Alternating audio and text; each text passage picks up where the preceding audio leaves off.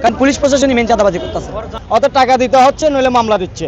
ওই জেলাতে ওই নাম্বারের গাড়ি আছে, এই নাম্বারের গাড়ি আবার চট্টগ্রামে পুলিশ প্রশাসনের মাধ্যমে টোকেন দিয়া চলতেছে। ট্যাগ দিয়া মানে 3000 4000 5000 টাকা মামলা দিয়া এবার চলতেছে গাড়িগুলা। আমরা রাস্তায় চলাকালীন আমাদের পার্কিংয়ের জায়গায় ব্যবস্থা নাই, আমরা নো পার্কিং মামলা দেয়, শুধু নো পার্কিংয়ের ডাবল মামলা খাই। এক মামলা 2500, পরবর্তী সেই মামলা ভাঙানোর পর আবার সেই মামলা হয় 5000 টাকা। লাইসেন্সের এক মামলা আগে ছিল 700 টাকা, সেই মামলা এখন দেয় 5000 টাকা। চামগাঁও কাপ্তাই রাস্তা মাতার যে চাঁদাবাজি, যে টোকেন ব্যবসা, যে টোকেনের বাণিজ্য, আমি ওটার জন্য প্রতিবাদ করছি। 1441 নম্বর যে সংগঠন দিয়ে তারা চাঁদাবাজি করেছে 16 বছর, এটা অবিলম্বে রেজিস্ট্রেশনটা বাতিল করার জন্য এবং এই সংগঠনের কার্যক্রম বন্ধ করার জন্য আমি দাবি জানাচ্ছি। 1441 নম্বর যেন এইখানে কোনো কাজ করতে না পারে। এটা ফ্যাসিবাদী সরকারের একটা সংগঠন ছিল, এটা দিয়ে সারা চট্টগ্রামে কোটি কোটি টাকা চাঁদাবাজি হয়েছে। যে পুলিশ যখন আমাদেরকে ধরা হয়, আমাদের মামলা থাকার পরও, ডকুমেন্ট থাকার পরও হয় সে কোনো কিছু আমার ভুল পাবে না, কিন্তু সেই একটা নো পার্কিং মামলা দেয়, তাও নো পার্কিং মামলা 6000 টাকা।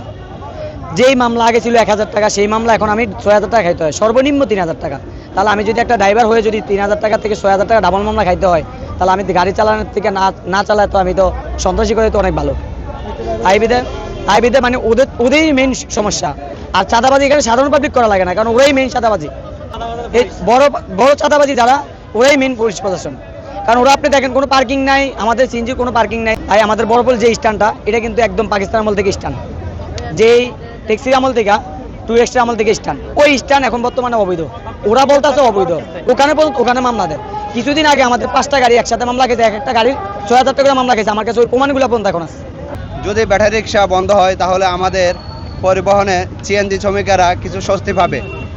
গারোয়ানি 20 টাকা 1000 টাকা ইনকাম, 1000 টাকা ইনকাম দিতে চাইলে আমরা মনে করেন কিছু পাইতেছি না। এখন রোজা গেছে লাতি ঈদের পরতে 200-300 টাকা 200-300 টাকা দাঙ্গো বলান চলে না। রাস্তা তাহলে বাড়া পায় না, অবৈধ গাড়ি ওগুলো যাগই, অটো রিক্সা বাড়া লই যারগই। সঠিক প্যাড আর সঠিক তথ্য দিয়ে এসব সামলে নিব এক হয়ে। Monalisa sanitary napkin. অবৈধ গাড়ি যাতে না, কিছু বান্দরবনার আছে, কিছু খাগড়াছড়ি আছে, কিছু ঢাকা আছে, কিছু নারায়ণগঞ্জের আছে, কিছু কুমিল্লার আছে, এখানে অবৈধভাবে চলে হয়েছে দিদি। পুলিশের মাধ্যমে চলতেছে, সরকারের মাধ্যমে চলতেছে, মানে যারা পুলিশ কমিশনার এদের মাধ্যমে চলতেছে। মাসে একটা টোকন স্লিপ দেয়, মোবাইল নম্বর যদি কেউ মানে কোনো সাধন ধরে ওনার নাম বলে গাড়িগুলো ছেড়ে দেয়। আর যদি তার গাড়ি কোনো মামলা করে টু করে না, এদের গাড়ি চলতে থাকে। এখান থেকে গাড়ি পুলিশের মধ্যে 20-30টা গাড়ি আছে, ওদের ভিতরে মাল দিয়ে গাড়ি এগুলা। এই যে চট্টগ্রাম মহানগর সিটিতে যে মেট্রো গাড়ি যা আছে তার সে 3 গুণ বিভিন্ন জেলার গাড়ি, কিন্তু আবার কিছু গ্রাম গাড়ি গিরিল লাগাই চলতেছে। আমাদের কোনো পার্কিং দিচ্ছে না। আমরা একটা যাত্রী নামাতে গেলে ওখানে এসে বলে ডকুমেন্ট দাও, লাইসেন্স দাও, সবকিছু ঠিক থাকার পরও আমাদেরকে হয়রানি করতেছে। অবৈধ গাড়িগুলোর পুলিশ প্রশাসন ওরা পারমিশন দিয়ে রাখছে, ওরা টোকেন দিচ্ছে, ওরা টোকেনের দ্বারা এগুলো চলতেছে। এবং আমার যেগুলো জেনুয়াল ভাবে ড্রাইভার লাইসেন্সদারি, ওরাই মারা যাচ্ছে অনাহারে।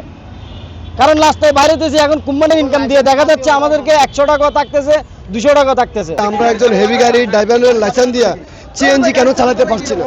সিএনজি চালালে 5000 টাকা মামলা দেয়। ছোট গাড়ির একটা ড্রাইভার, বড় হয়েছি, বড় গাড়ির ড্রাইভার আমি কেন ছোট গাড়ি চালাতে পারবো না? আমি সরকারের কাছে এটাই আমার আবেদন। টাকা না দিলে 500 টাকা 2000 টাকা করে ঘুষ দিতে হয়। ঘুষ দিলে নইলে মাসে 1000 টাকা করে মান্তি করতে হয়। কেন মান্তি করবো? এই সরকারের কাছে আমার সত্যিকারের লাইসেন্স থাকতো, আমার অরিজিনাল হেভি লাইসেন্স থাকতো, আমি সিএনজি চালাতে পারছি না।